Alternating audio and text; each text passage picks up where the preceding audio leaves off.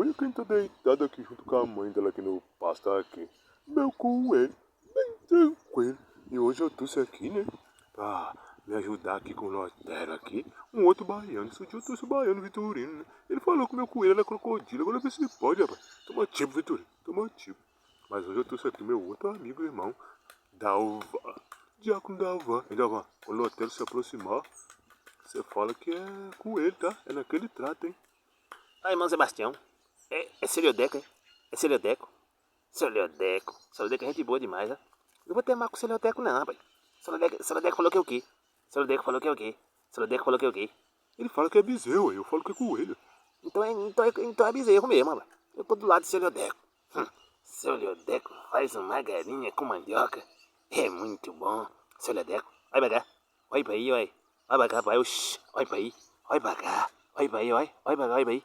Olha pra cá, olha pra aí.